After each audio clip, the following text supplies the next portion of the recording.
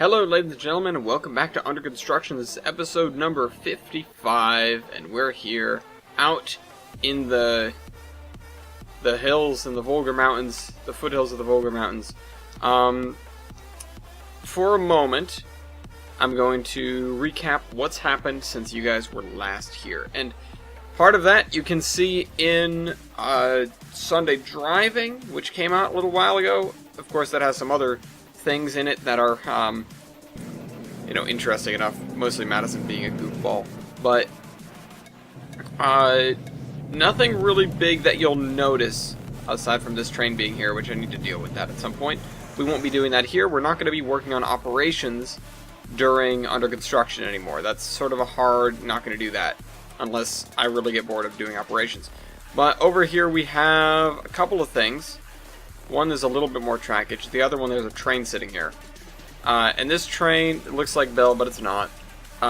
This train is train 207 of the Gilson Eastern, and it's set up to run its schedule, which begins at 10:45 in the morning or so, with its stop, well, en route, it begins at 10:45. It would have stopped at Jefferson a while before, but, it is programmed to do everything that we need it to do. As well as that diesel that we were programming during the show, and I started working on some other things. We might get back to them in Mason's Landing, and I started doing some pre-planning for how all the operations are going to work, and this is what I've got so far. So I'm gonna do something a little while later, and it's gonna be rolling back the entire map to 5 o'clock a.m. That's gonna be when it starts. Where's my train? It should be right here. No, you're just not gonna show up for me? Oh, I guess the trains just haven't loaded in. The game's trying real hard to load in everything. Olive's a bear, and it always will be. So, there's another train here. I think it's train 102 or 104. There it is. Hello. This train is... You'll notice one is Pennsylvania, one is New York Central. These are placeholders, they all are. I'm just trying to keep everything matching and sort of with the theme of what the route is and what the railroads are. So you'll notice more people are on this platform. We did set that up, if you recall. I already set in route layer. I have a big sticky note down at the bottom of my screen now that says route layer. So if we open this up, we should see it has a bunch of people. It has a morning peak.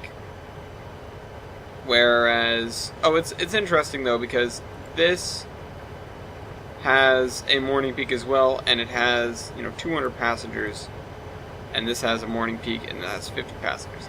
So there are more people going in that direction than this direction, but this has a initial number of passengers of 35.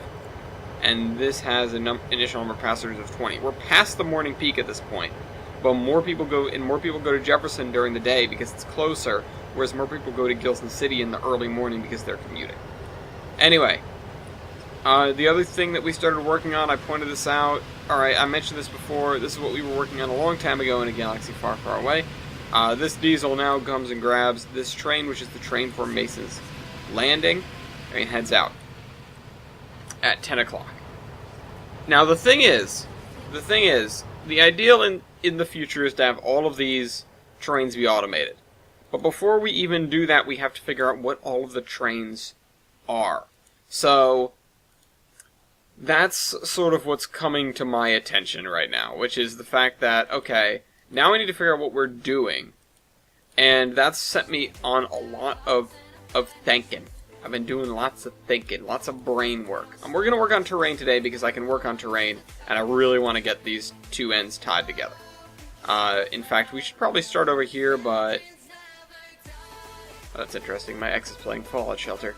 Of course. Just love Fallout. That makes sense. Come on, game. We can do this. Come on, you can handle it. Oh, Tane, nicely done. Okay. We only have one comment, so I'll just cover it and then I'll get rid of this tab so we're not chewing up RAM that could otherwise be used by Tane. And it's just a mention about my graphics card. because I made mention of the fact that my graphics card in days past was, what the hell's going on over here? My graphics card in days past had a broken fan. It would not cool itself properly. And I will give the exact wordage of the comment when it comes up, but it is something that I have to make a counter comment, I guess. Just out of sheer amazement that this prophecy never really occurred to me. I don't know why I'm getting an Air Force ad. I don't need that right now. Please scroll down. Thank you. So when this comment loads in, I'm just going back and forth at this point. I'm swapping tabs. Got my laptop for work today, which is nice. It doesn't quite work. Totally.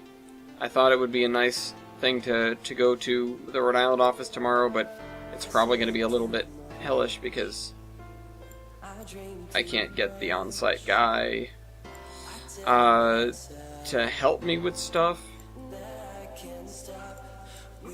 Okay, so we have to build this hill up. Really, that's what we have to do over here before we move to my left, which is east, if I'm remembering right. That's the other thing. So we don't have the little compass doohickey. I have to always reference my mental map of Tolbrynd to figure out what's north and what's not. I know I can zoom out into the map, I think. Nope, we don't have that either. Maybe in the mini-map it shows it. But, yeah, I have to reference my mental map of Tolbrynd whenever I'm trying to figure out what's north and what's east and what's west. Which, all of the railroads... Well, half of the railroads. Half of the railroads milepost, north to south. Half of the milepost east to west. The ones that milepost east to west, and this is a little bit more indirect for the New Shoreham Tramway, but that's one of them, and the other one is the Zion and Skyline because they primarily run east to west. The Volga Mountains Railroad and the Gilson Eastern primarily run north-south, so they milepost in that direction. Or rather, their main goals are north-south. The Gilson Eastern definitely does a lot more pointing east-west than it does pointing north-south, but in the end, it is a railroad that goes from north to south. Because it wraps back around. It changes its horizontal displacement on a compass to 0. Yeah, physics. That's actually not really physics. Oh, yeah, it is. It is physics. It is. It's sort of the math behind physics, I guess. It's not physics. It's not the interesting part of physics. I'll say that. Unless you're a mathematician, in which case it probably is. I could never do that. I could never be a math major. I'd lose my mind. There's not enough interesting going on with that, and to be honest, I'm not the best at math. I'm dreading my exam in the not-so-distant future, which is my Fundamentals of Engineering exam, because it means I have to redo stuff that I did in college, which I, probably only passed because the teacher was being nice to me. Not a good thing to depend on. Also, glad my bosses don't watch this because they would get the wrong idea. It didn't really happen. Anyway, 4D photoreal rendering says, no fan, ... Overheating issues for sure. And, yeah. While I never had any direct issues with overheating, never once. Sheer luck. I swear, technology is very good to me, and I'm not that good to it. What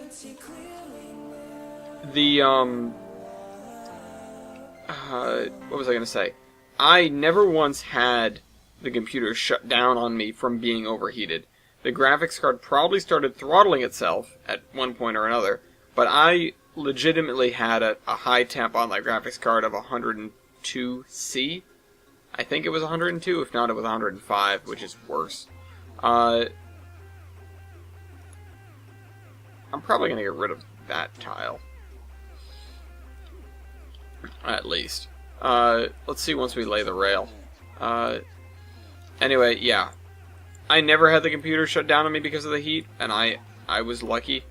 I never, lost any data because of it, and Of course, when you're using it, when you're really stressing it out, is when you're doing something that you don't want to lose, like building a route. And yeah, I never had it go, but it usually hovered. Like, if I wasn't using it, it would hover at like 60C, and if I was using it, it would go between 80 and 90, and sometimes higher. And if I was really stressing it out, then it would edge on 100. But as long as I could keep the fan spinning, it generally did okay. And yeah, so that's, no fan is kind of a misnomer. It did have a fan. The fan did not run all the time, and when it did run, it skipped. Which it would start spinning, and then the fan would sort of come loose from the motor and grind a little bit, and grind to a halt, and then would pick up speed again. The bearing was ruined. It wouldn't do it. It just wasn't doing what needed to be done to keep that fan spinning. And the reason that happened is because of a stupid mistake I made at one point while replacing a hard drive, where I accidentally left a cable strung, like, hanging down into the fan, and the fan was hitting it for about a day. And I was wondering what that weird noise was. Opened up the case again, found that was a problem, and then I don't remember what made me not put the side of the case back on.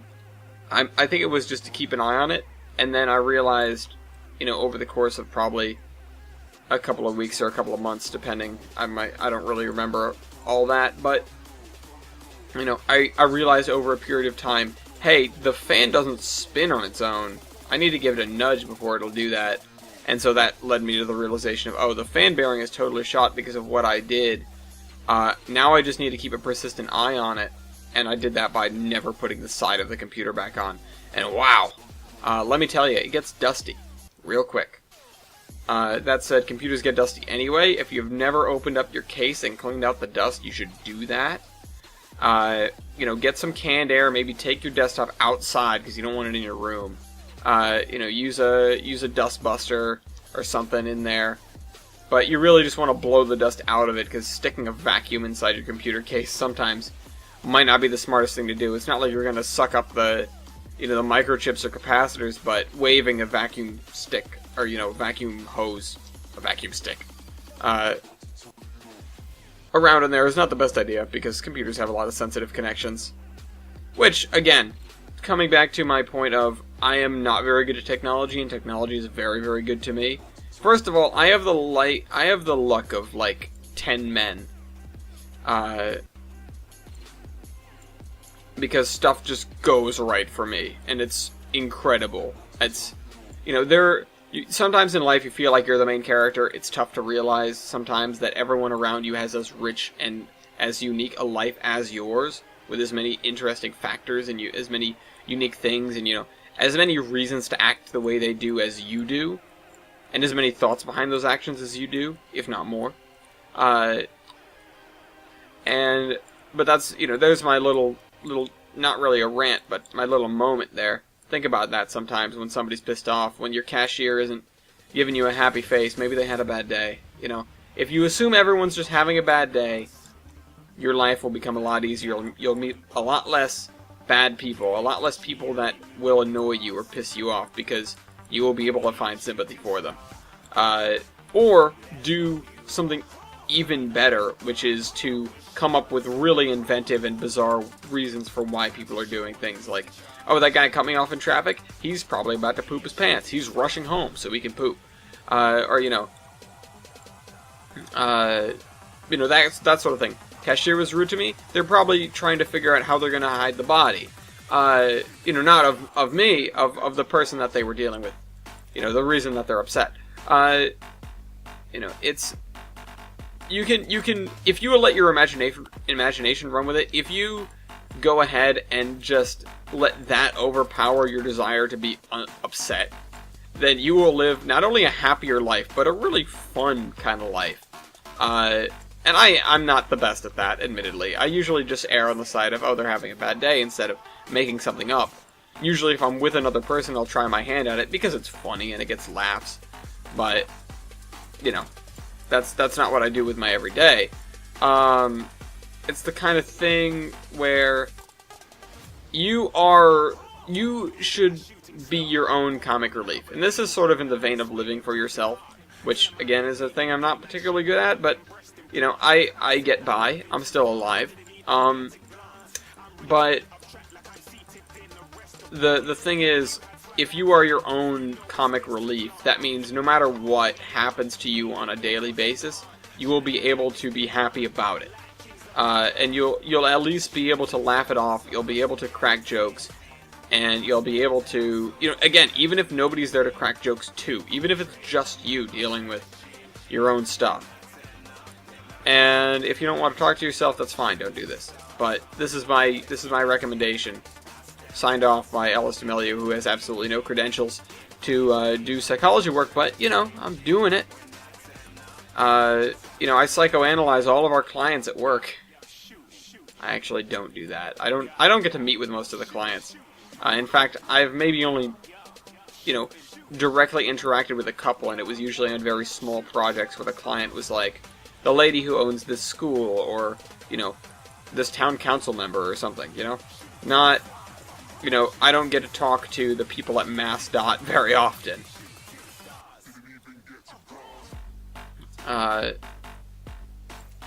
Anyway, that's my boss's job. Anyway, coming back to the comic relief thing. Yeah, be your own comic relief. Make your life entertaining, make your life fun, make your life funny. Don't accept that just being unhappy is the way that you're gonna be. You know, find something. Because if you're just gonna be unhappy, then you're gonna have a sad and unfulfilling and unhappy life. You're going to be unhappy. If you reserve yourself to being unhappy, there's nothing else you can be. Okay, I'm almost done with this tile. I'm almost ready to try and lay rail through it. Which is interesting because it's really difficult right now. So which means I'm going to turn it over to the 5-meter grid, and I'm going to lay some rail through it. Yeah, anyway, that's my advice for the day. What was I talking about that got me onto this? Being your own comedian. Oh, I don't know. Sucking dust out of the air or something. Sympathy. I really don't remember what the tangent was that got me on this. If you guys want to remember. If you guys want to remind me, go ahead. I'll talk about it more next time. But, yeah, be your own comedian. That's the life lesson of today. Yeah, it's funny, because I was going to try and stop it, and then I got so far away from it that I don't remember what I was even referring to in the first place. I don't remember what my original point was, or what I was talking about. Like, oh, crap. So, oh, don't judge a book by its cover. Oh yeah, it can be hard to realize that everyone is as deep as... Oh, now I know where I was. Is as deep as you are, but I sometimes, I swear to God, I feel like, and everyone should feel like this from time to time, every once in a while the spotlight's on you, I feel like I'm a main character, because nothing goes wrong.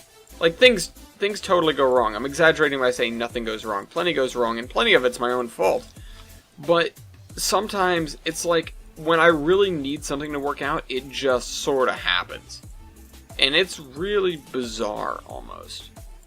And I feel like part of it is the fact that you need to, and I need to, but you spend more time worrying about you than anybody else does, really. It's really rare that you're going to be truly first in someone else's book. And I don't mean that as a, like, nobody loves you sort of thing. I mean that as, like, seldom will someone think of you as much as they think about themselves. And I'm not saying people are self-centered. I'm just saying that on a day-to-day, hour-to-hour basis, they're only, the person that an individual deals with most is themselves. So they're going to be worried about what do I do in this situation and not what, I wonder how Ellis is doing. That sort of thing. It's facts of life. You're worried about your own thing day to day. If you're going through your work day and you're worried about somebody else, then you're probably not going to do great at work because your mind is elsewhere. So, yeah. That's why counselors are important. Get your mind off of things that aren't relevant to your daily life, things that aren't important at that very moment. Oh, I see what happened here. The map hasn't updated and shown that we actually finished this area, or parts of it. I really want to get beyond this before I try to like track through it, but at the same time, I'm really concerned about laying track through this.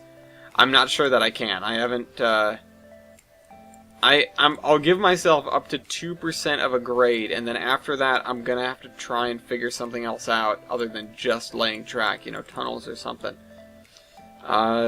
Because this is a little bit daunting. It really is. While I'm here though, I'm gonna use the plateau tool and work on this area here. Oh my god, yes! Sorry, I don't normally get that excited over songs that come up on here, but I love Infinite Power. Of course, I learned it from Rocket League, but it's like my go-to song for that game now. If I'm scrolling through the song list on the menu, and Infinite Power comes up, I stop. I listen to it. I can't not. I really can't not. It's an instinct at this point. It's an addiction. I need to go see someone. I need to go see those therapists I was just talking about, but it's like, hi, what do you want to see me today? And I'd be like, Infinite Power. And I'd be like, okay, let me call up the ward and get you committed. And so, then I'll go into an asylum. And the other guys will be like, so, you know, are you like a masochist? You know, do you want to set stuff on fire? You know, and I'll be like, blah, blah, blah, blah, blah, Infinite Power. And they'll be like, I understand. You're one of those people. And then they'll, like, well, it's not prison, so they won't beat me up, but they'll be like, they'll just, like, move to the opposite side of the ward. Because nobody should have that much power. Nobody should have infinite power. Just ask Palpatine how it turned out for him. Uh-huh.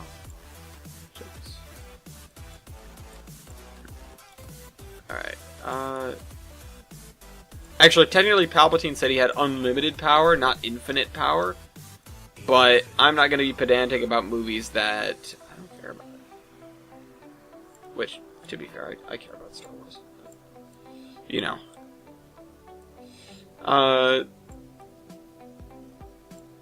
But, you know, I just have to take a jab at them because Stargate is better. If we're gonna be honest. If I don't, the whole Star Trek, Star Wars, whatever, to be fair, if we're gonna go between the two, I like Star Trek better.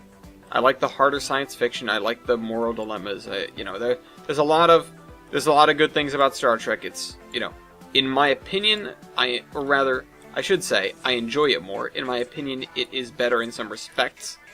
But, you know, Star Trek has never had the galaxy-busting, sci-fi, you know, super budget, you know, planet-killing, all this stuff. The totally, you know, Star Trek is sort of more of a, well, let's think about this.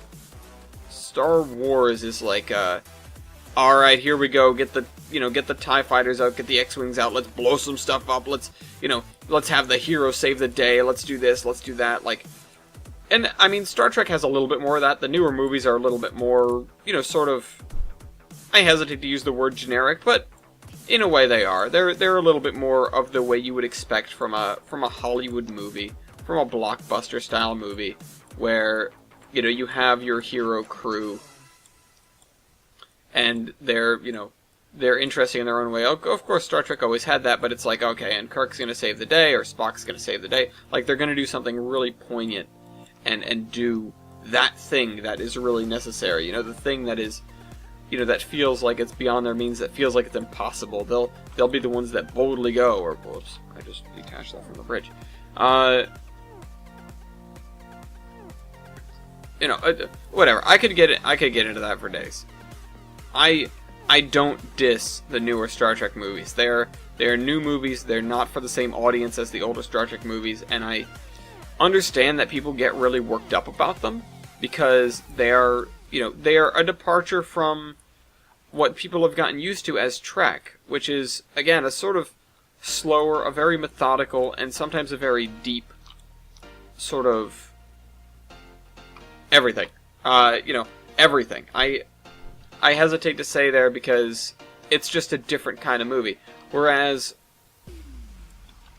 Star Wars is as much science fiction as it is science fantasy.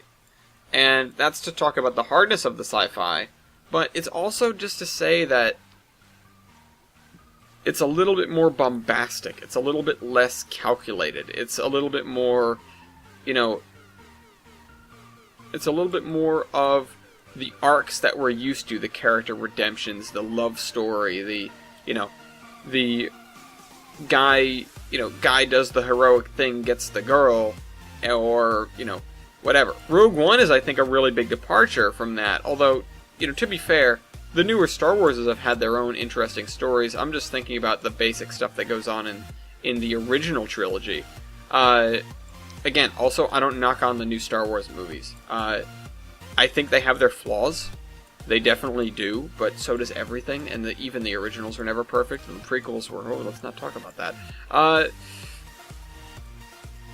But the newer Star Wars movies have really had something else. They are something that nothing else really is, which they have taken this universe, which is so big and so rich, and they've just given us more of it, and it's more of this huge world that we're playing in, and it, everything feels like the end of the world, but that at the same time in Star Wars, everything just feels so big.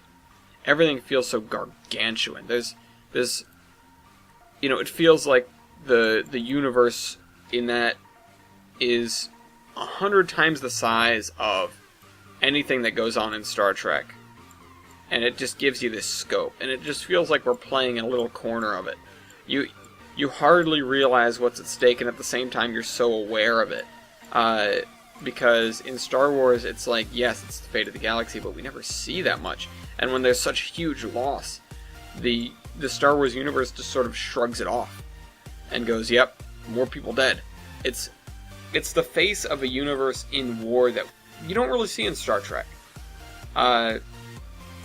In Star Trek, everything is very, very...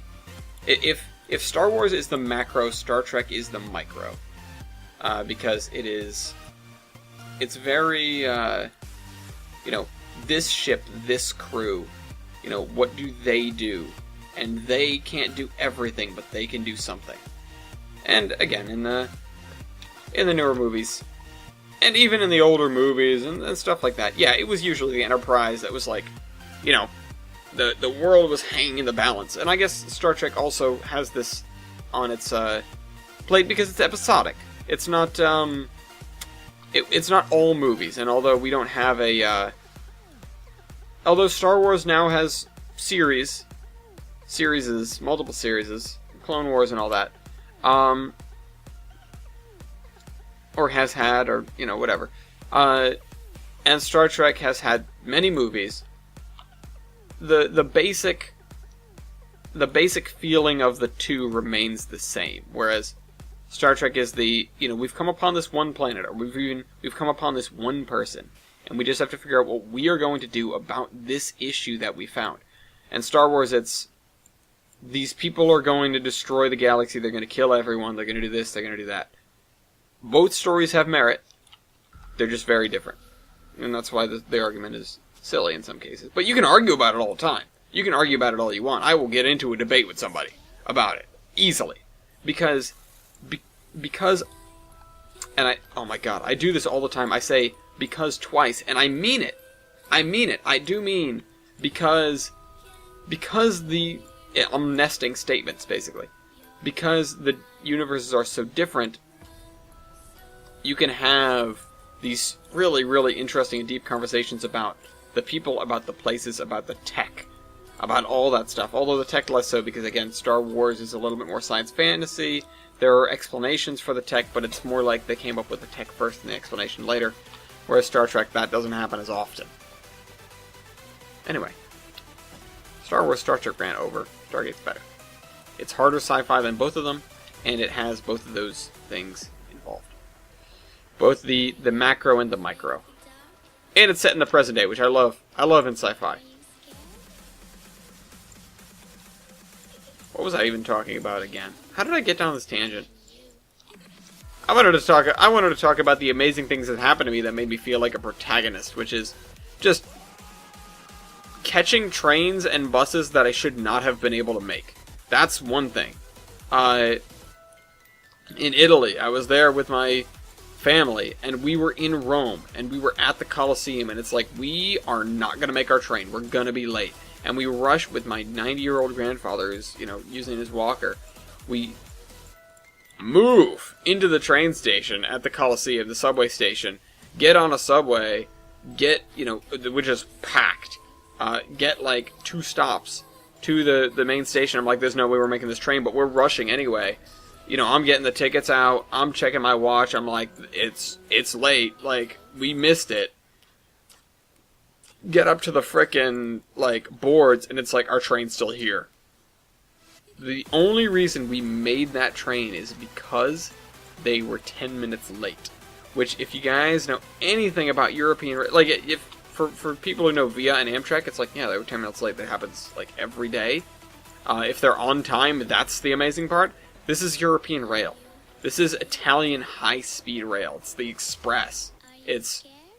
This train is not late. And it was late for us. Now, the other one is when my friend Donna Grace visited. This is more recent. And we are in Newport, Rhode Island, at the Newport Mansions, checking them out. They're so cool, by the way. I'd never been there before, even though I lived here my whole life. We're checking out the Newport Mansions, and it's sort of like, when did you have to catch your bus? Oh, 4:40? Oh, we're not going to make that. And, I started getting nervous when we started leaving, when we were getting ready to leave, because I was like, we spent way longer in that last mansion than we had any right to. We left at 3:30. And I, being me, I didn't take the highway, because I was like, it's less direct. And in my head, I already had this plan where we would go this way and see, look through these areas. But, I'm going the back roads, and it's still the most direct route. It's just not the highway. It's just not as fast. And, of course, I'm also playing, I don't want this to be totally my fault. So I'm playing interference. I'm like, that shouldn't be like that. This is bad. This is this. I didn't realize this, or, whatever. I'm trying to cover my butt, which you do. Which, anyone that's been in that kind of situation knows that you cover your butt. You make it seem like you're not the idiot. Even though in some ways I definitely was the idiot. But either way, we're driving and I'm like, we cut it way too close. And so I, take the way I did. It's taken longer than I thought. It's getting later. It's 4:20 and I'm like, you need to call up the bus company because there's no way we're making this bus. We are too far outside of Providence. There's no way we're getting in on time. And also, I was running out of gas, too. I was running out of gas. I was waiting at that point for my gas light to come on. But, we get in the car and Madison's like, I think we should get gas before we go, drive all the way from Newport to Providence. And I was like, it's the choice between getting gas and making it to this bus. And I was absolutely right, because, again, as you might expect, we made the bus, somehow, by some miracle. Alright. Apply that. Yarp. By some miracle, we made this bus. And, yeah. Holy cow. Okay, here's what we're gonna do. We're gonna set this to 2%, and we're gonna see where we get with it. Oh, man. The answer's not far.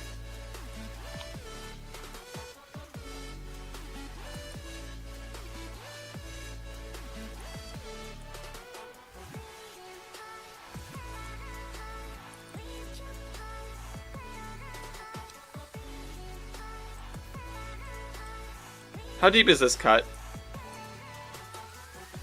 Oh, wow. Holy cow, that's way better than I ever thought it would be. Okay, we're gonna do this, and we're gonna do it this way, or at least similar to it. Because that is doable, even though it's very difficult. So, I'm gonna set this all back to no defects. Set this back to no gradient. And we're going to climb the hill with it, just the same way. I'm going to use it to mark out where the curves and straights need to be. Curve, straight, curve. As we know, that is the strategy, that is the plan. And so, we're probably going to come off in that direction up here. But I'll only build it up to like here, because this is what we know. We know we're going to be coming through this gap at this angle, and we're probably going to be coming through it to at least there. The goal for the end of this episode is to get this past here by another couple of tiles, probably. The thing is, you don't add enough spline points, even if you think you do. I definitely didn't. I know for a fact I didn't. Yeah, so we need several more over here, because this should not be the way it is. It should be curve, straight, curve. Right now we have an S-bend. S-bend is not a curve. That does not count. So if you're trying to get away with curve, straight, curve and building S-bends in a single spline point section, don't do that. Okay, so this is another one where, yeah, let's circularize that a little bit. Okay, now we're going to add the gradients again. This is a multi-step process. See, this is the kind of thing where I don't bother doing the multi-step stuff for my terrain because it'll look good enough. I don't want my trackage, as a civvy, I don't want my trackage to be wonky.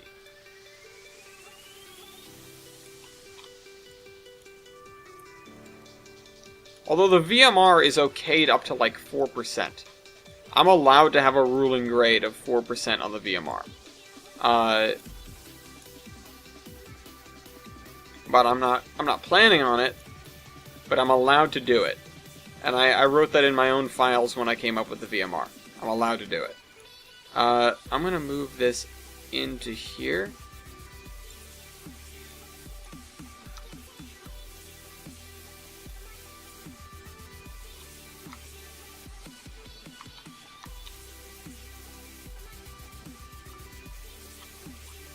This is going to be the something climb. I know it. We're going to be naming this already. And it's going to be the kind of thing where we're going to be... we're going to be... you know what? Let me scooch all these spline points over so they can fit in the cut that we made.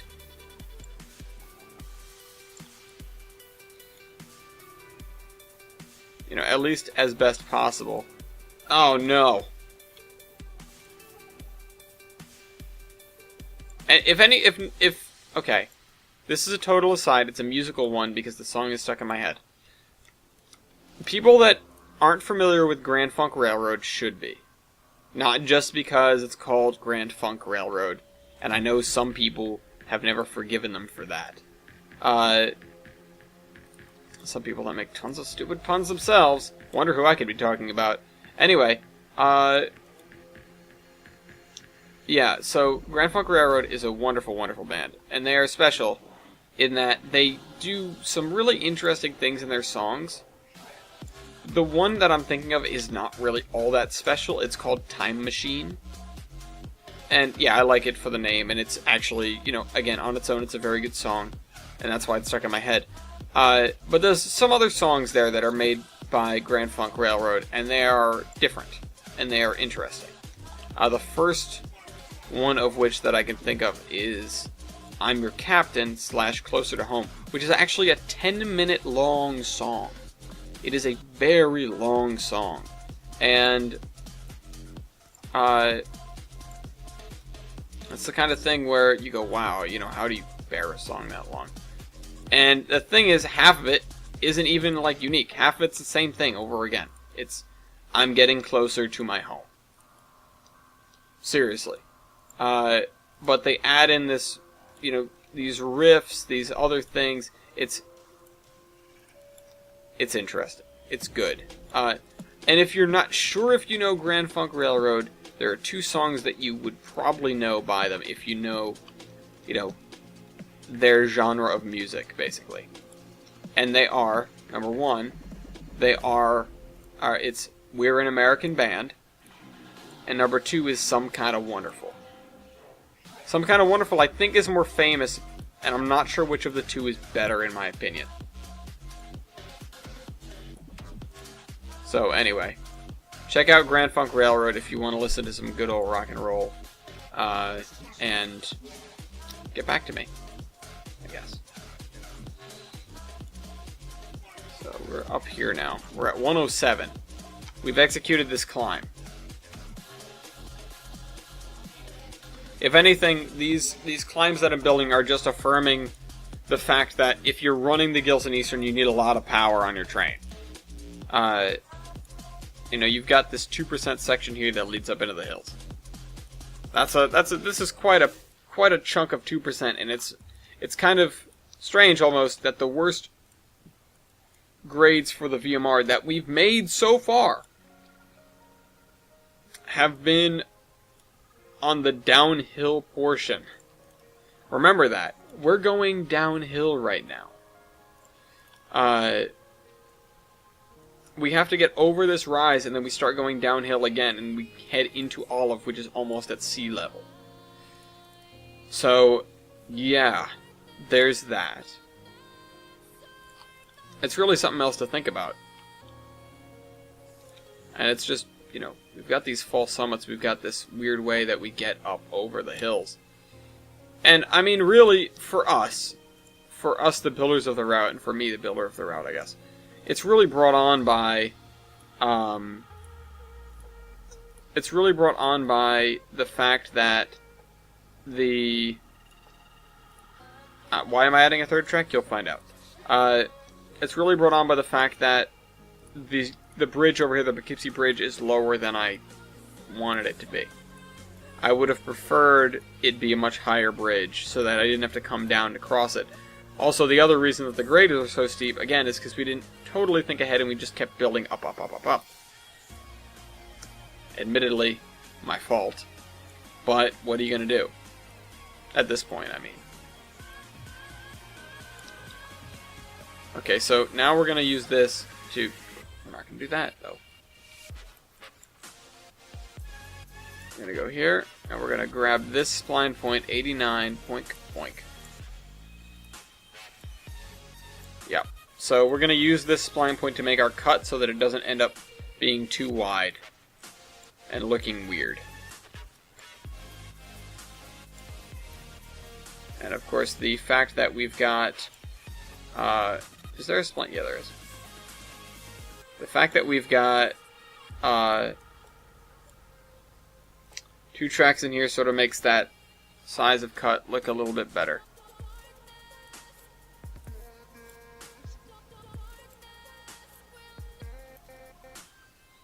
Although it's still a little jagged.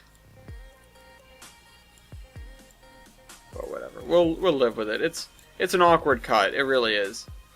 To build this is something else.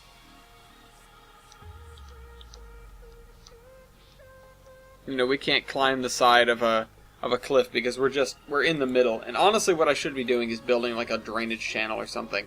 Whoops. Uh-oh. Let me close out this thing. So yeah. Uh-oh. I didn't want to close that out. Okay, music is still going. We're all good. Okay, we still need to close this gap. Speaking of things getting closed. We still need to close this gap. That is going to involve building up over here. And I just... Wait a minute. Okay, yeah, there we go. Where's the edge of the tile? Oh, it's right there. That's why. I was like, is it fixed? It magically fixed itself? What? But no, it didn't. It was just me being slightly over the boundary from the danger zone. Okay, so... Okay, so... If I built a base height up here, what height would that be? 139. That's higher than we need it to be. And over here, we won't do a base height because that area isn't done yet. But this right here is going to be a good base height. This is 113. There we go. And a U. And a U. Oh, frick.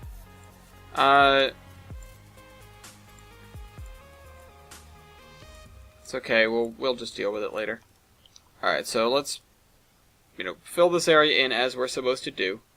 The area over there, you can see the corner of it on the right, is filled in at like 124 or something, which I think is the height of the rail, so that's kind of a problem, but, well, it's a problem, but it's also not a problem. It's something that we'll have to work around.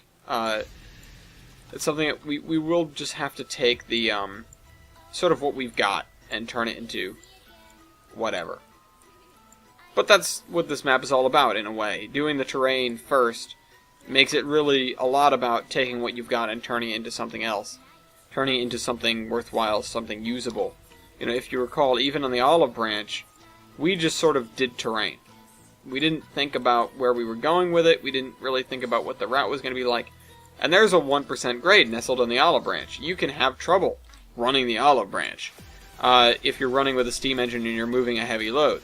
Thankfully, it's the uphill grade, or it's the leading to the Forester grade that's the uphill, so you have a lighter train. But even still, I have had trouble working in that area. And even, that's on the quote-unquote main line of the olive branch. It's not on a spur.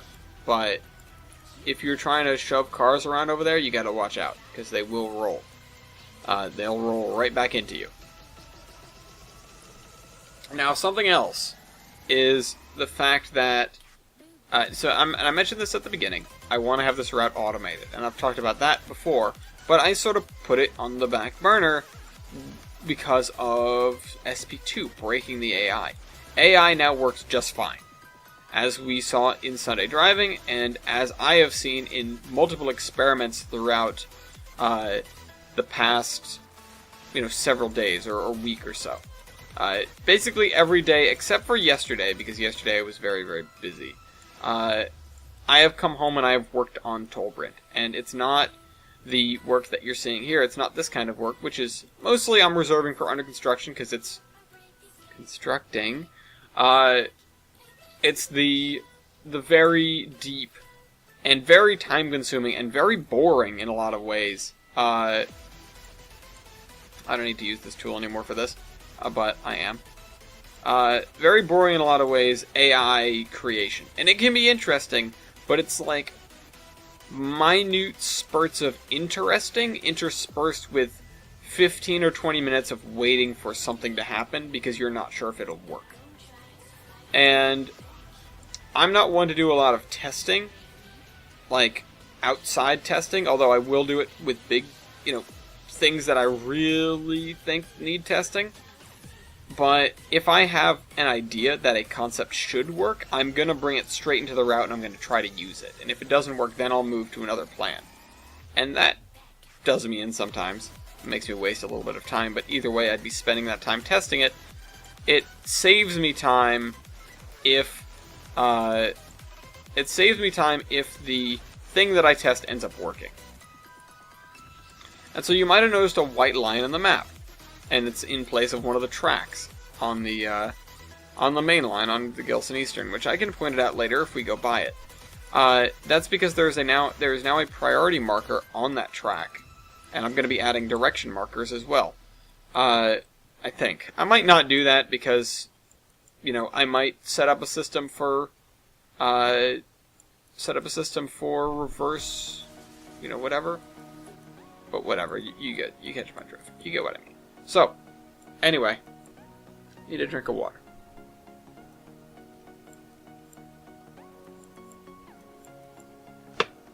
Yeah, so I can get rid of these tiles. I can probably get rid of all 4 of these tiles. I'll re-add them if it's necessary. Delete. Delete. Not like I'm losing anything by deleting these anyway. I can just put them back later. With literally no loss of anything. So, the words that I don't have are not coming out of my mouth. So, one of the things that I did test, and you guys were there for that if you were around that long ago, is I tested the automatic train builder, and this is going to be useful for making the freight trains that are going to head out on the railroads, if they're not like unit trains, which we don't really have that many. And it's the kind of thing where, you know, maybe it'll work most of the time. I have to make it work all of the time. You know, no matter what I do, I have to make it work all of the time. And so, there's something that I'm gonna have to, you know, there's things that I'm gonna have to do with that. And it may involve a lot of AI trains, and it may involve a lot of things. And it really, the way I make it work, really in a lot of ways depends on how many trains we're going to have running on a daily basis. And so it's a question of, okay, is it going to be like we have trains that are, you know, are we going to have a train every hour? Because if we have a train every hour, I can probably build just one train stacker. I can have it run with some timed stuff that only produces every hour, yada yada yada. There's a question I have about the couple at track mark command now, which is something that I'm going to make extreme use of.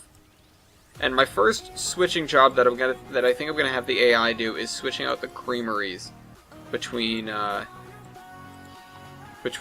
one place and another. I forget. Between Olive and Mason's Landing. That looks pretty good, I dare say. Then you ask, why didn't they build a bridge over here? Yeah, that's a good question. Shut up. Turns out it was cheaper to do this. That's why. That's always why. It was cheaper to build here than it was to build here and build a longer bridge. And that helped balance their cut and fill. Sure, why not? That's a big thing in civil engineering, balancing cut and fill. Anyway, so Chris pointed out to me that sometimes the river is not all that wide. And so I'm going to go through and I'm going to deepen and widen it in some spots. Because I did say it's supposed to be navigable, and it is supposed to be navigable. But there are some spots that admittedly are a little bit tight, and I don't deny that. Okay, because we're in the 5-meter grid, everything's going nuts on me. It's nutting on me, and I don't like it. Okay, this is the equivalent of At World's End, where it gets super tight. Or not At World's End, it's just called World's End. There is the place on the Hudson River. Okay, thanks. The place on the Hudson River where it is narrowest, which is very close to West Point, you know, the military academy. Oh, god damn it, of course that's why that was wonky right there. Because this is literally the exact spot where the river gets narrower. Or higher, I should say.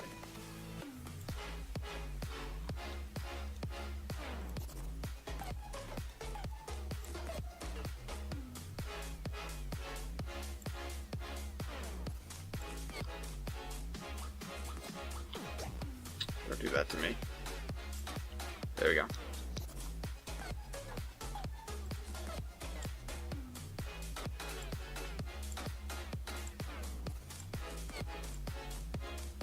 Anyway,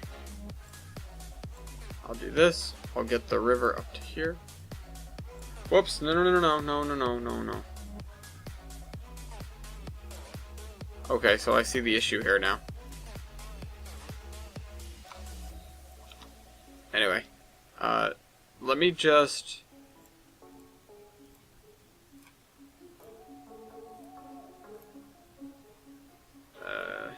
I'm just trying to narrow up this channel now because it really should not be this wide.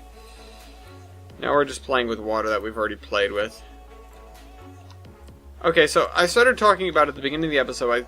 At the beginning of the episode, I started talking about the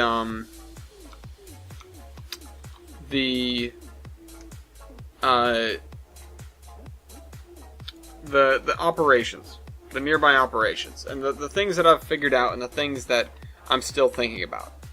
And last night as I was going to bed, I had some decent ideas, as you do. And these consisted of some things, including but not limited to the operations in the general vicinity of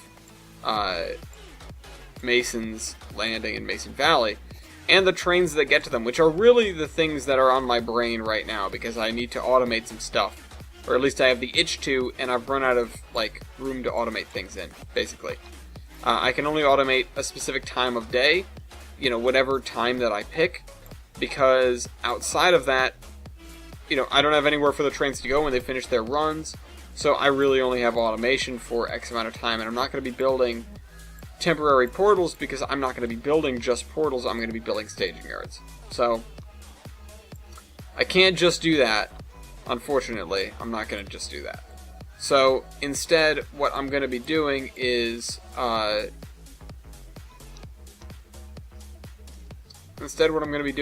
I said, I'm going to rewind the clock to about 5 a.m. I'm going to make the session start at about 5 a.m. Going to, then be building the trains from then onward. And, like I said, it doesn't mitigate what I said, which was the problem that we only have so much time in the session, only as much time as it takes for one train to reach where the end of the map currently is. And that's not an awful long time. Even if it's going slow, it only takes like half an hour. But don't get me wrong, that's a pretty big map. We have some decent length to us right now. Length and some, and an okay amount of girth. But we don't have everything. We don't have the whole package right now. And we won't for a long time. We have to, the route's got to hit puberty, it's going to get way bigger. The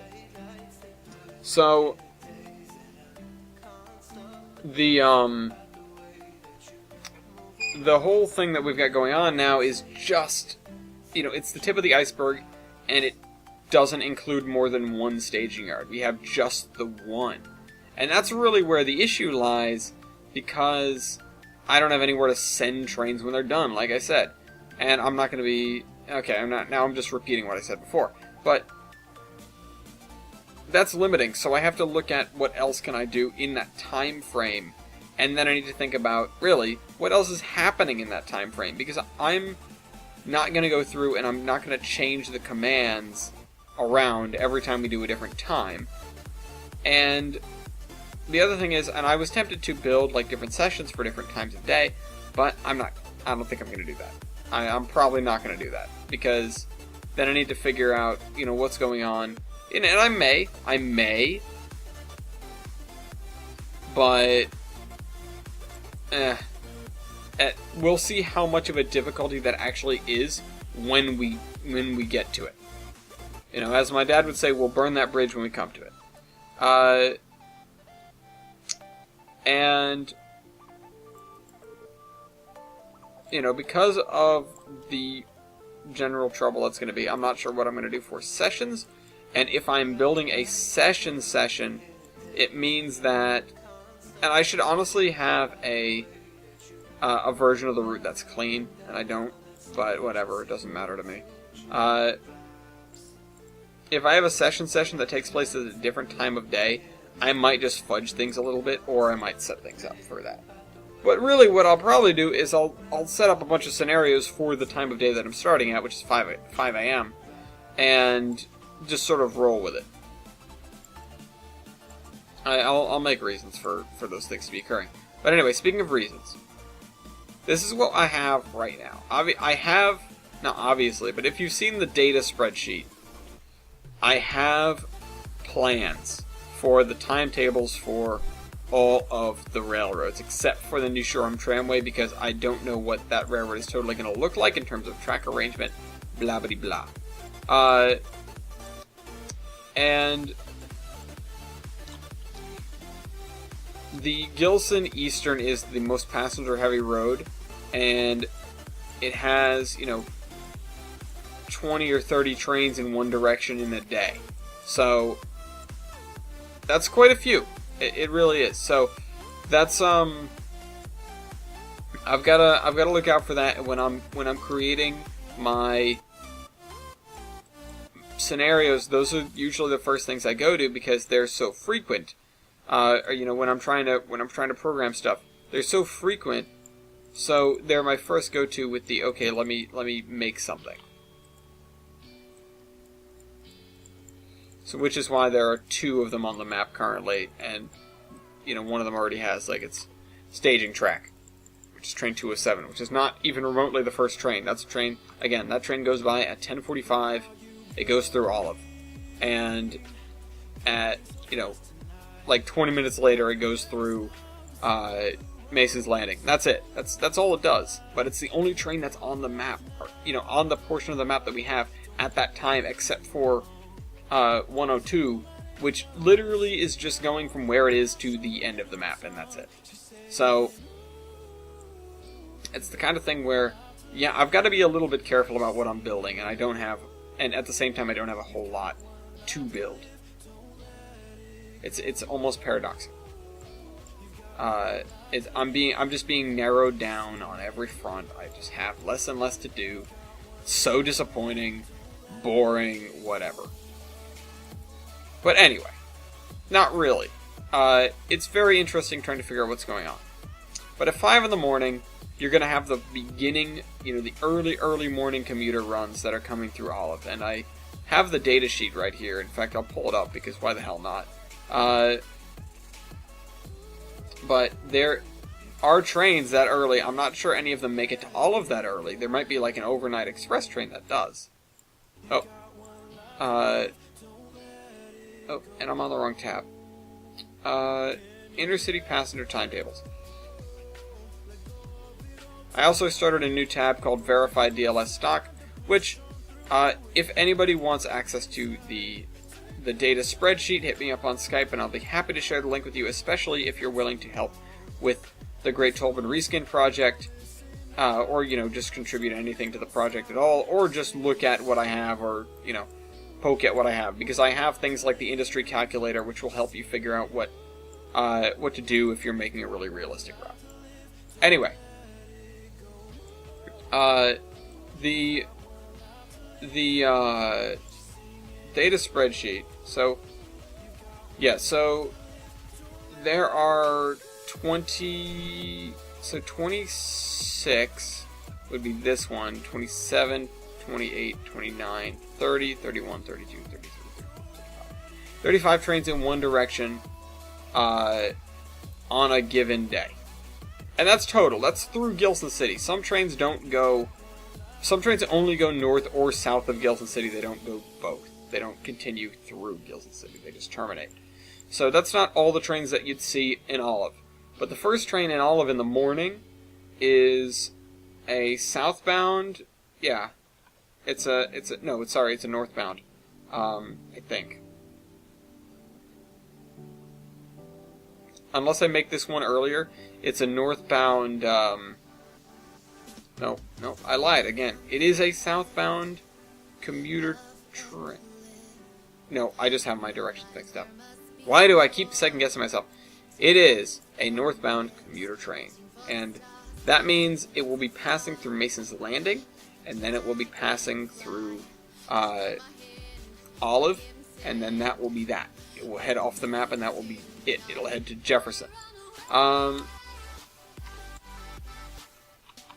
And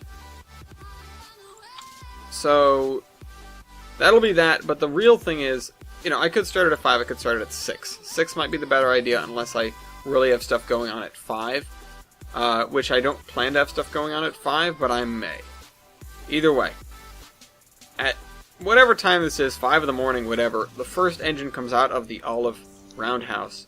That engine picks up the train that was finished by, the night crew or whatever, that's sitting in one of the yard tracks that I have yet to determine. probably the same one that the Mason's Landing train is sitting in now, because I'll stack those two trains, one in front of the other. The yard tracks in Olive are really long, but we don't have many of them. However, Olive is not suited to deal with long trains, so that sort of leads itself to issues. Anyway, that's another can of worms, which I'm gonna, again, I'll deal with that when the time comes. We'll blow up that bridge when we get to it. So the first train out is the Mason Valley local, and it's Mason Valley, and I keep screwing that up. Mason Valley, Mason's Landing,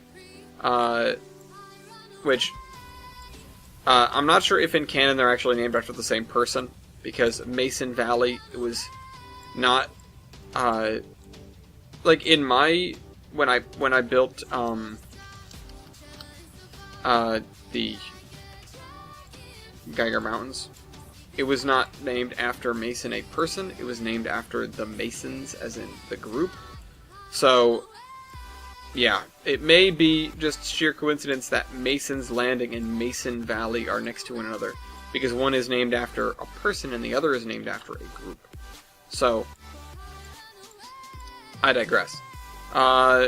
The first train out is the train that runs to Mason Valley. And the reason for that, and it passes straight through Mason's Landing, it does not stop. And the reason for that is that there is a city ordinance in place. And this is different than what I said. So, Chris, if you're watching this, it's different than what I said in the group. There's a city ordinance in place that states you cannot work the, you cannot work the area, whatever. Work the yard, work the industry, from whatever time to whatever time. 7 to 7, say 7 a.m. to 7 p.m. During the day, you're not allowed to do it. Once rush hour's over and everything like that, okay, you can start working. But this train comes through early, and okay, it may stop, it may pick up like one car, but that's it, because this is at the tail end of the work that can be done in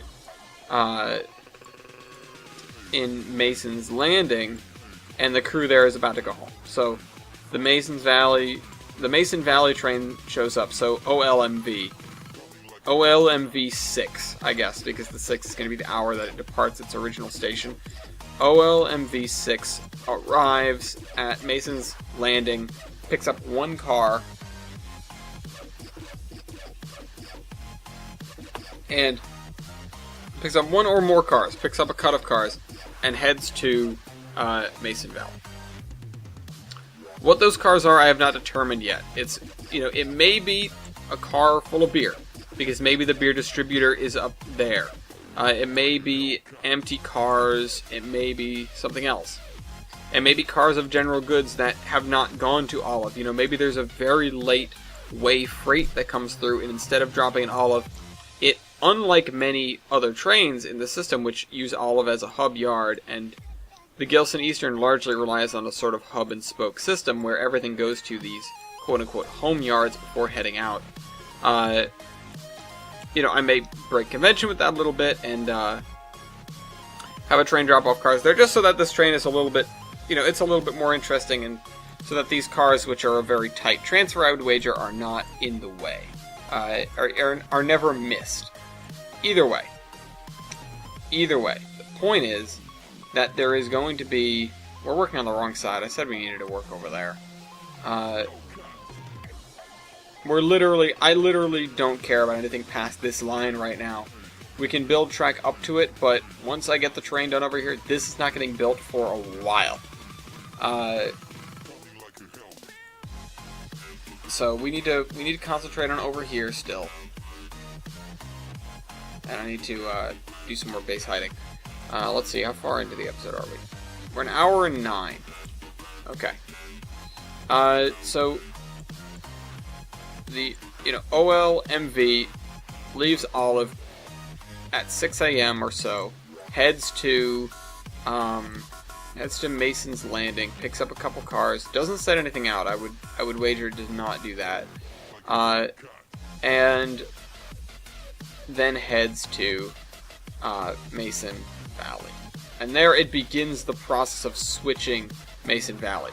Now, the only other thing that can be done, there is one exception for the Mason's Landing people. They can work the yard during daytime and one industry that's called Back of the Bridge Shipbuilding. That's not really going to come in, but the reason they can work the yard is so that they can assemble the passenger trains. And that is basically the one thing that needs to be done throughout the day, because if they can't switch the industries, they can switch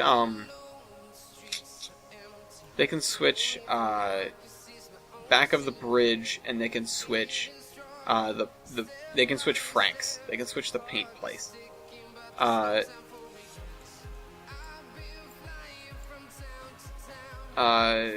Sorry, lost my train of thought. Yeah, so then it begins the process of switching Mason Valley.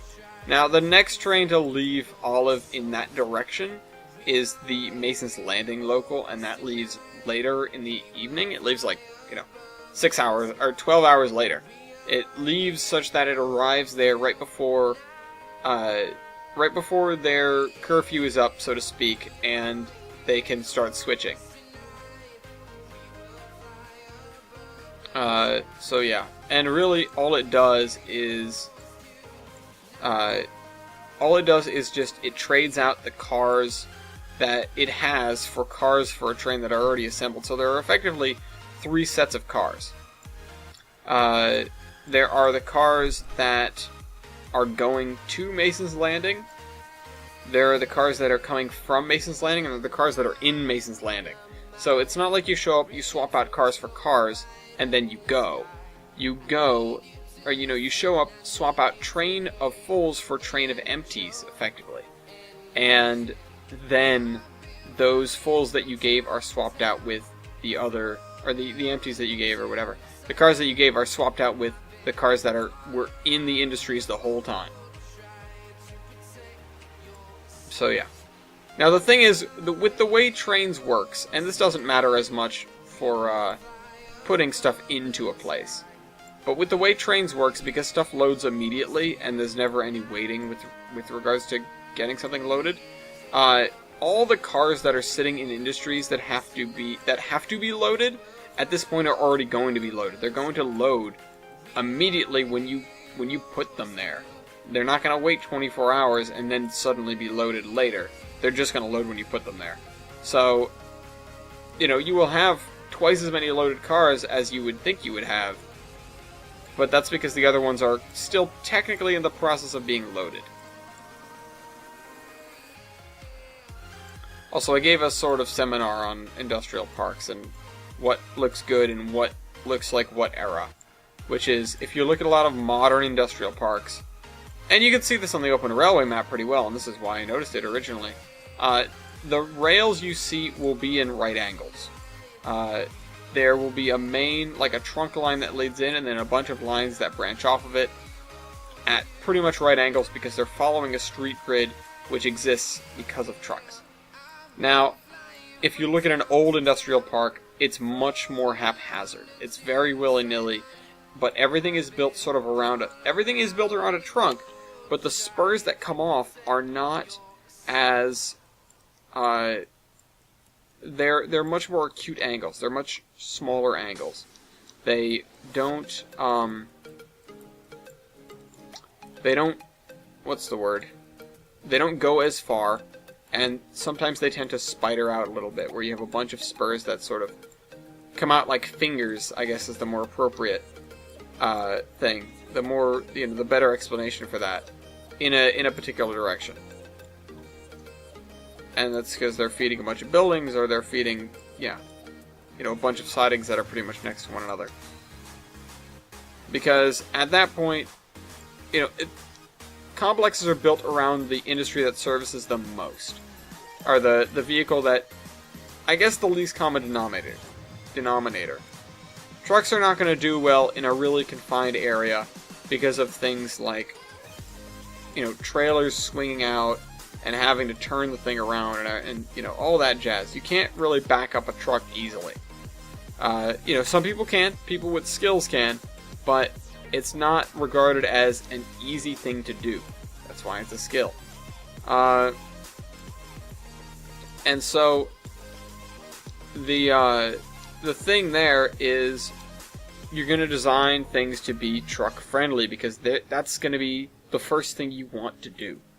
Because everybody there is almost definitely going to be using trucks to get something in and out. Because, let's be honest, freight rail is only really useful if it's a lot of things in a very large quantity, and they're going very far. And added bonus, they're also going directly to another freight-related industry. So, certain commodities will probably never get put on a freight train, and certain commodities really shouldn't be done any other way. And, one of those commodities is coal. Coal belongs on freight trains and barges, and anything that has a really high capacity, because a little bit of coal isn't going to get you very far. Unless you're an individual or a small business that uses it, for example, a heritage railway, I guess. One truckload of coal is not going to do very much for you. So, you are going to be getting coal by rail more than likely.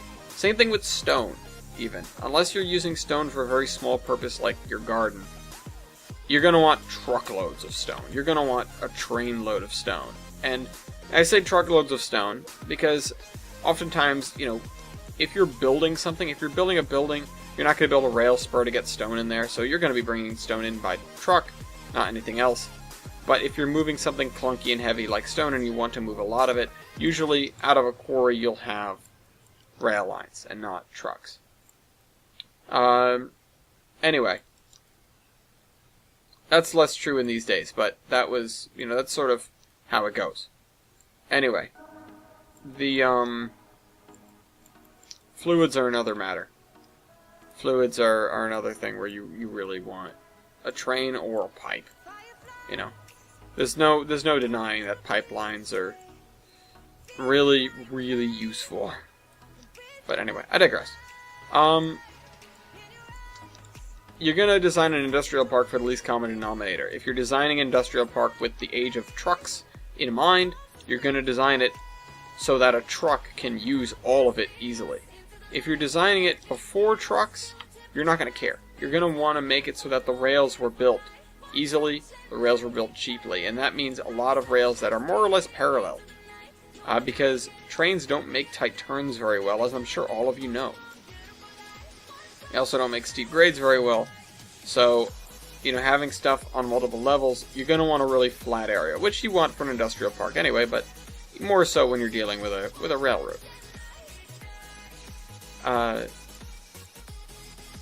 So, Olive is an example of an industrial park for trains. But, that being said, there is decent vehicle access in there because the buildings are mostly spread out.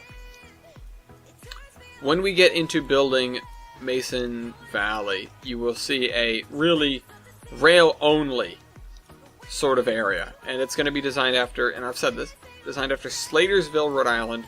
So if you want to look up Slatersville, you can see the mills and the track layout for that if you dig deep enough. Most of the stuff there is still in existence. The tracks really aren't, but the buildings are, and it's just a knot of brick buildings. It's a lot. There's a lot going on in a very small area. And that's the other thing. Old-style industrial parks are much more tight-knit. There's a lot less room to maneuver, again, because you're dealing with trains on tracks and not trucks that have to turn around and stuff like that and back into a spot. The other thing is, out of necessity, rail cars, aside from auto racks, all have doors on the side, whereas semi-truck trailers usually don't. They usually just have doors on the back, so that means you have to back a trailer into a berth, whereas if you pull up alongside a building with a boxcar, they'll probably have no problem getting what's inside. So, yeah. that's the way it is. It's different problems for different things, and it makes a difference. Anyway.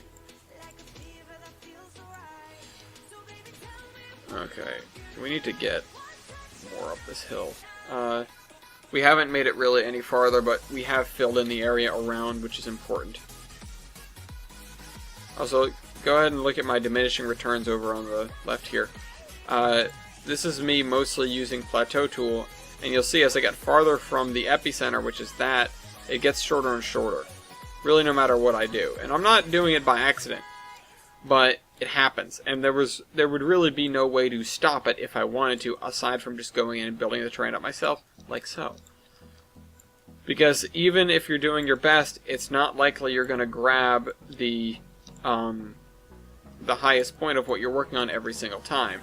So you either need to refresh by grabbing a spot farther away, closer towards your epicenter, or your highest point, or your lowest point, perhaps. And that, sorry, I'm getting tired here. And that,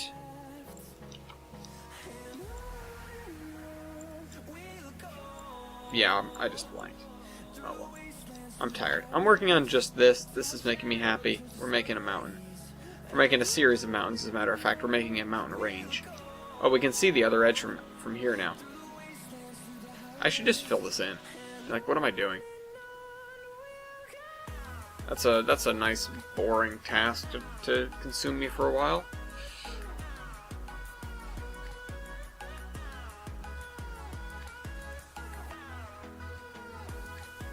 Okay, so this water ends here.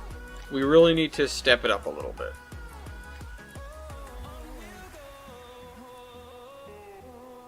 I'm going to try not to adjust the land all that much while I'm working on this. Well, that's not going to help. I have to adjust that.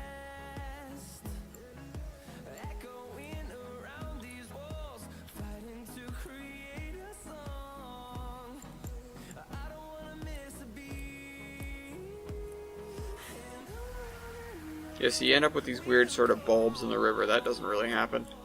So, you just have to sort of, yeah. Alright, 88 now.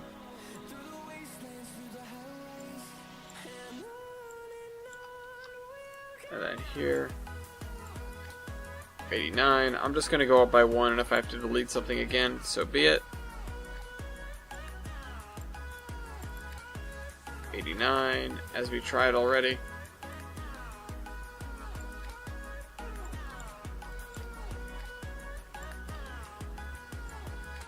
Nope.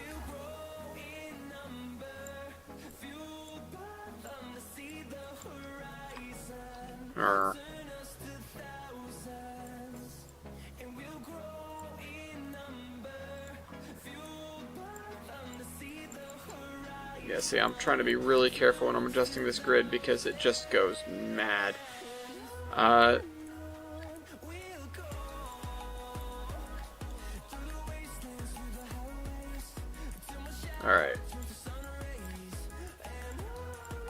No, that looks just terrible. That looks so bad. Okay, we're gonna try to flatten this out, but it's not gonna work because Tane is gonna be highly disagreeable with regards to this grid.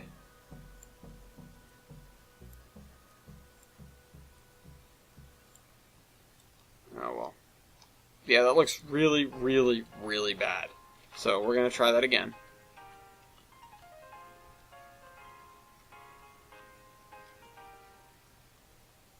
Alright. The secret is a large brush and a low sensitivity. Huge secret, guys. I just let the cat out of the bag for a whole industry. I'm like the dog from the Beans commercials. Okay, maybe not. Okay, 90 now. Comrade. Also, I got 90. because I'm addicted to K&L. Not as much as TBA once was, but I am. 91.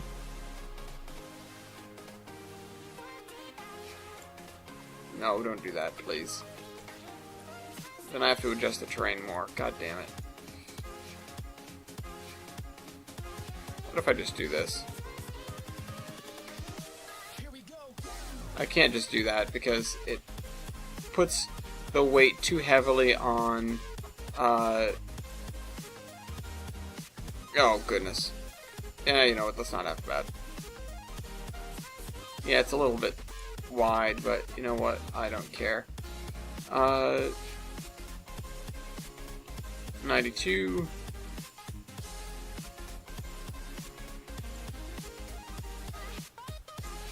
$93 time. 94 time.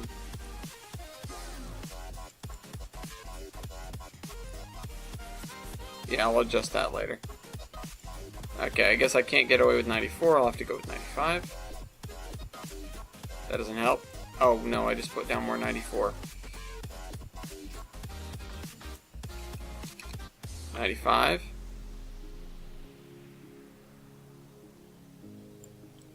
No! I'll cover that up. 96.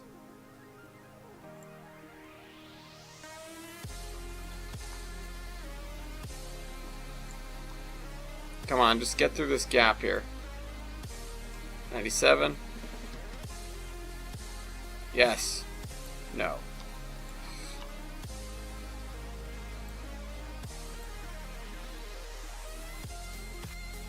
Also, I hope you guys know what I'm talking about when I say the dog from the Beans commercials. I'm not sure if that's like a local thing.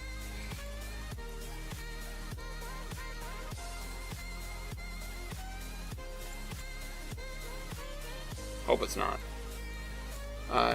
Then again, I don't really hope it's not local. I hope it's local for my own means, not because I hope it's a big, like, large company.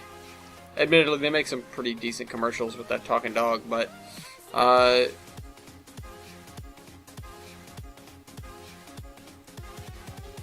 come on now, work with me.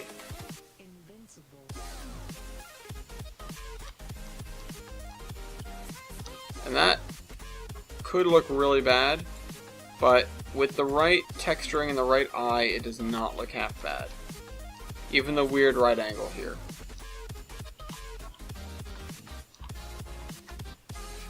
I could always try to cover them with like little water thingies.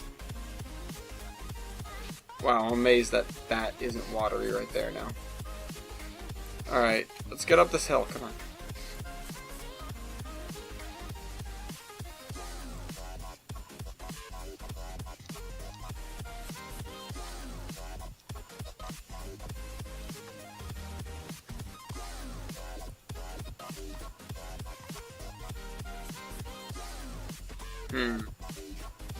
I need a retaining wall here.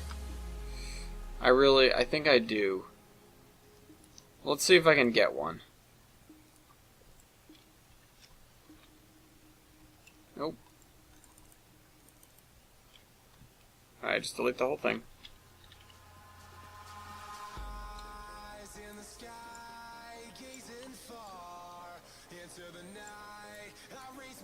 Can I just have one with dirt on top?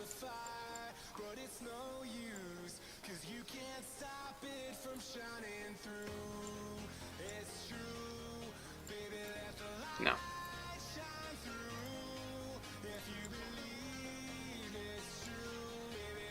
And this is also really tall for that. Oh, hey. Wait a minute.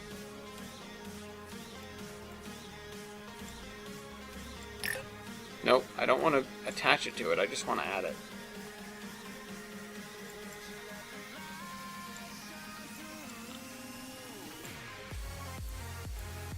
I wish I could grab that.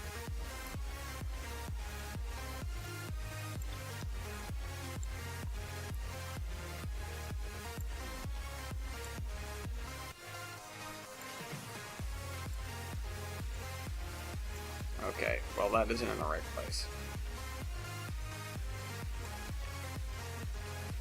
So, the issue with this is now the track is actually too far from the edge, and so it doesn't look like I need the retaining wall, but the fact of the matter is I want it there because the river is undoubtedly going to be pushing up against it, because this is the lowest side of this whole thing. Actually, no, there's a bowl in the middle here. I'll see if I can... It's not gonna let me. If I try to make it, like, if I try to make the retaining wall worthwhile by,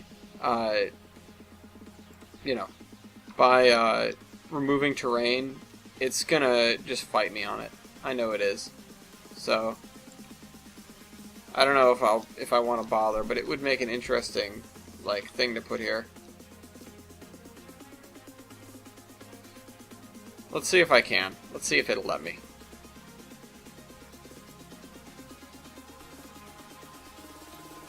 Okay. Okay. It's almost controllable.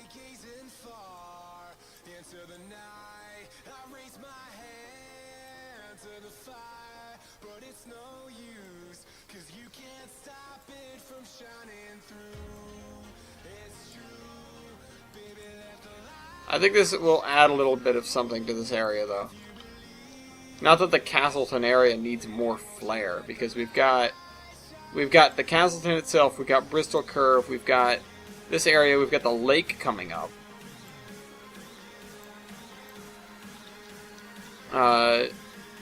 So yeah, no, I don't know.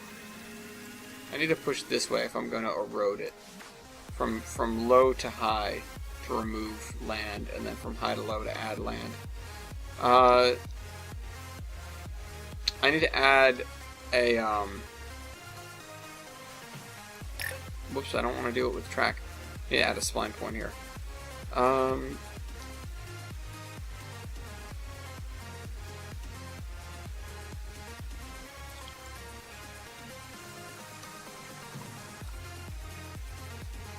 I'm not sure what to do to terminate this. I think what I actually, you know what, I know what, I'll just do this. That'll work. Nope, other one. It'll look good enough.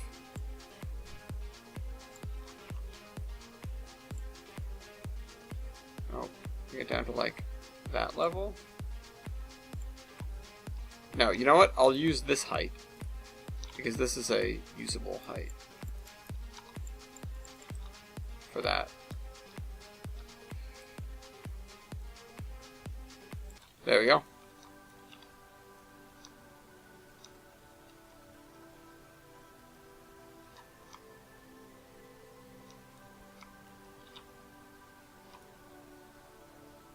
The other thing I'm going to do is I'm going to sort of push the inside out a little bit to lower this area to make it look like I didn't totally just do this. This is one of those things where I can make something, you know? I can make something on my route. Make some terrain play the way I want it to.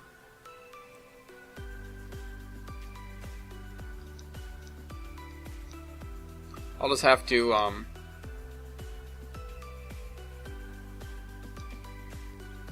yeah. I'll just have to, add some land here. Because, yeah. And B... Nope. Oh, wrong thing again. I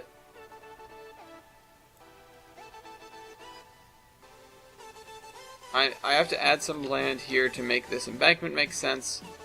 Or to make this abutment actually fit. And, yeah, I think that's it. The retaining wall adds a bit to this area. I feel like it's good.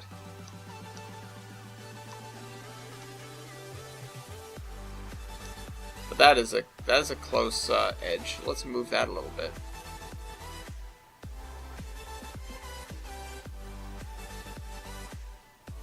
I'll just overlap it with that a little bit. That way it just looks like it's resting one of these stones on the metal. Yeah. Okay, we good. Now, I don't know about the river. The river is next. Need to get it up here. But that's going to take an effort. And in fact, I'm not sure if it's one that I can necessarily do because I need to lower. I need to make a channel for the river before we actually start. Holy mackerel. Before we actually start going up here. And with the 5-meter grid, it's basically impossible.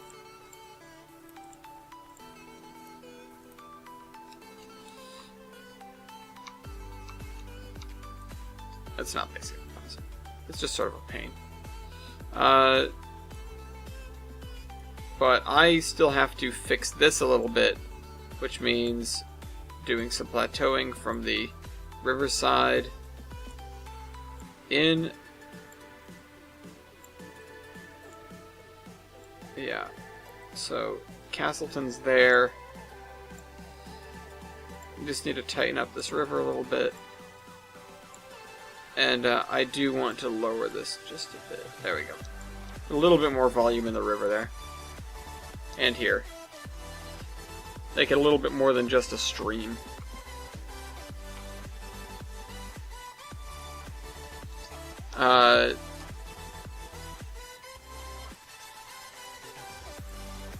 Okay, let's try 102. No, that's 120. 102. That was a really good guess.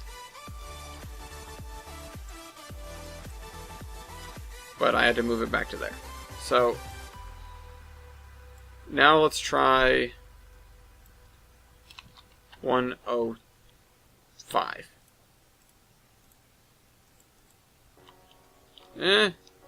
Yeah, that looks pretty good.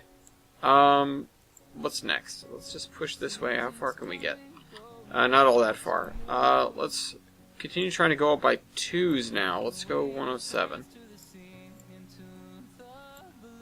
Good, that worked. Try 109.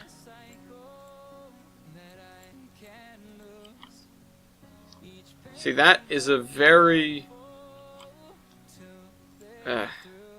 voluminous river, which it shouldn't be.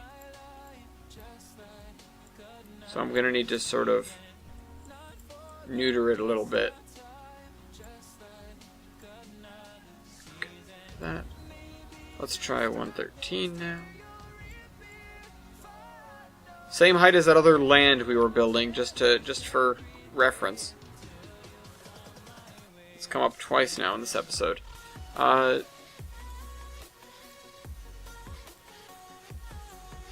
And next, let's try 117. Although we are starting to level out here. Yeah, so we're starting to level out. We have quite a voluminous river here. We have a lot of volume.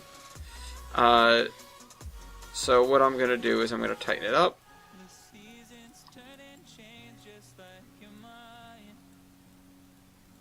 And because of the way that water works, we're having these weird sort of zigzags, but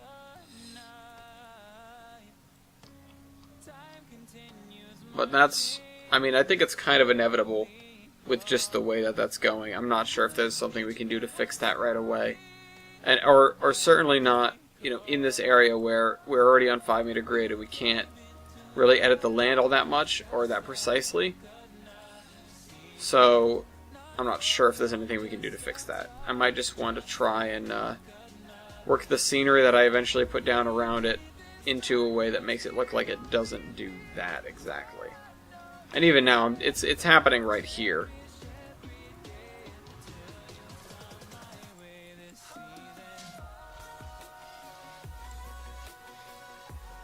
Come on now. Meet up the water there. Nope. Too much clicking. It interpreted it as a long press.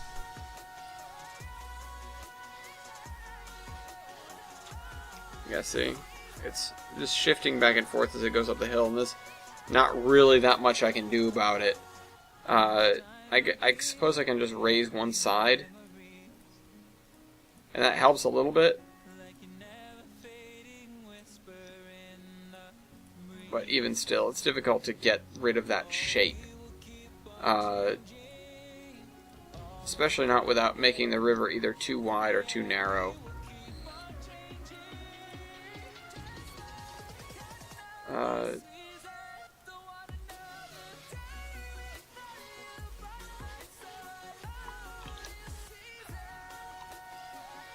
Okay, boop. Boop, come on. Widen this up a little bit.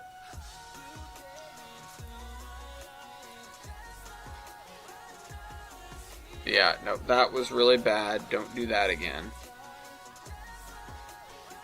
It's really suddenly impossible to work with a 5-meter grid. I wish it didn't. I wish that hadn't changed, because it was honestly a really nice thing to have while I had it. Now I just can't. Now I just can't handle it.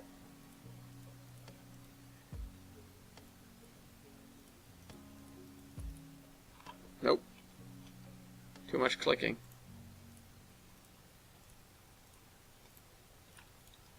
Just long pauses between clicks.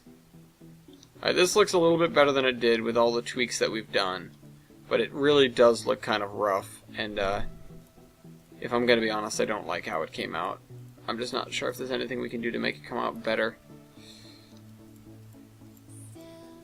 Certainly there isn't anything that I know off the top of my head that will help.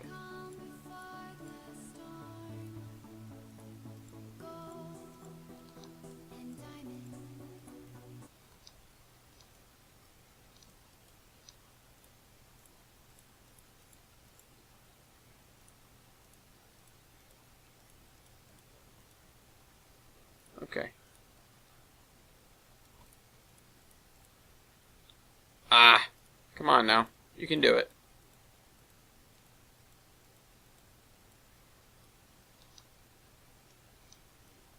Look at that. It's just, it's like a sawtooth. It's not great. See, now I've got my mind invested in this. I'm not even talking about anything, and I'm tired and I can't talk about anything. I would love to talk more about the way that the map is going to work. You know, even during the length of me discussing that, I realized about the passenger trains, how that has to work.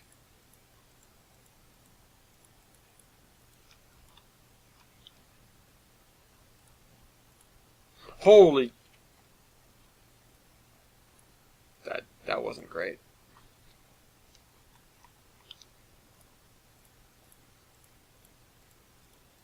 Come on, break the surface. Do it. Not like that. Not that much. That's way too much.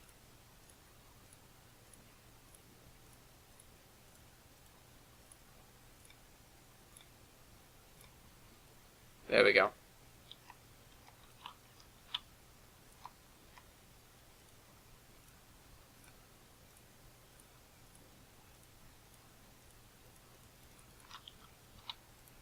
Crap, don't do it. Don't do it. It's the clicking that gets me. Like, too much clicking. Okay, the Castleton.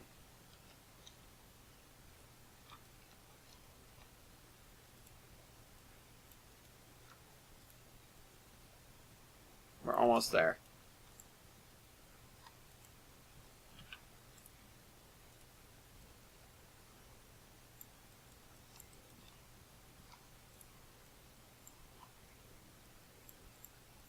Come on.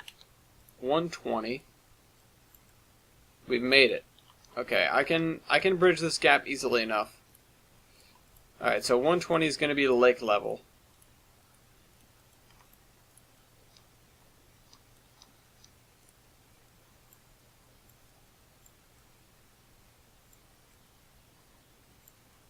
Come on. You can do it. Okay. Yeah. So we've got a retaining wall there just in case, and then we're going to be building a lake up here somewhere. Which, I'm not totally certain where exactly yet, but we will be, and the tracks will stick on this side of it. And the edge of it will be like here, because the tracks need to come by here. Because I can't send tracks under this tile because it's too close to this. So, uh-oh. Come on, Tane. Don't do this to me now. Or do it to me now. So Tane just crashed. I am not sure if rebooting the game will continue with what we were doing, but I'm going to try to do it. I'm going to try and get back in as quickly as I can. Bandicam is stuck, and I'm not sure if it will sort of come back to life once I bring back the window.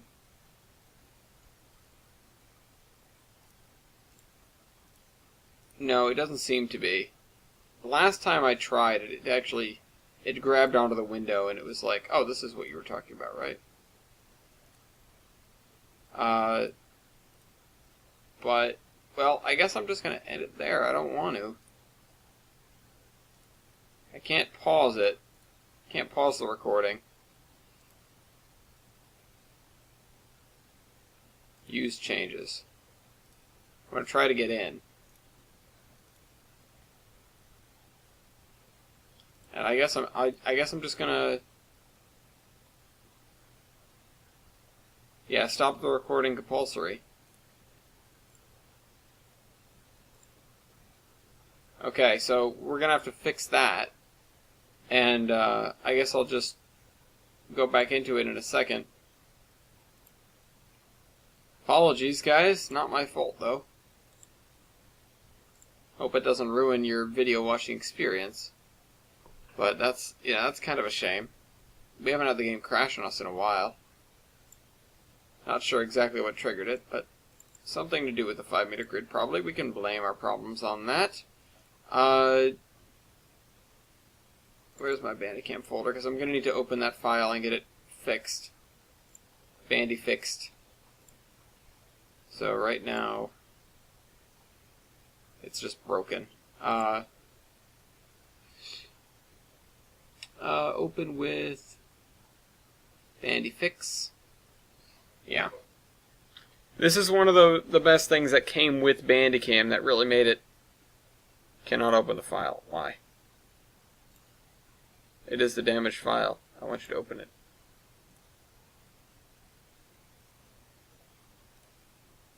Hope we didn't lose that footage. For good. Nope. Bandicam. This most recent Tane file.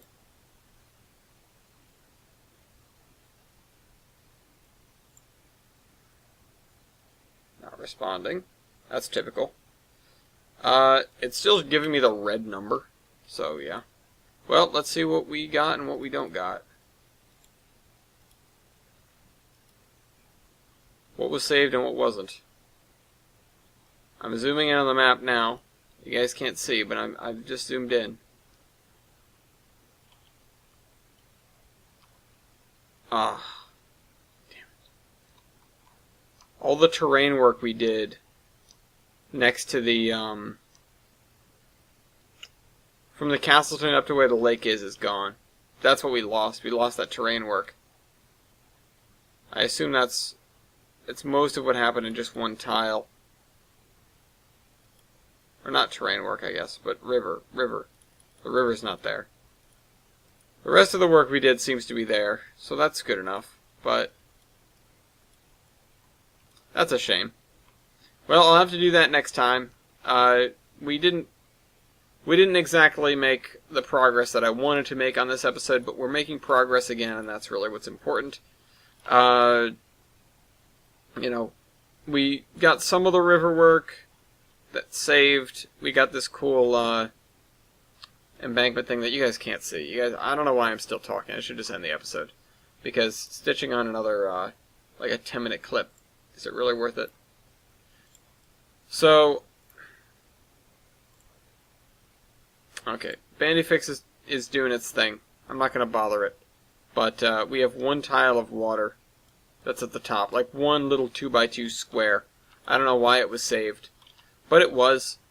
I don't know why it was spared and everything else was not, but oh well. Until next time, guys. Hope you guys enjoyed this video, and I will see you next week. Trainman out.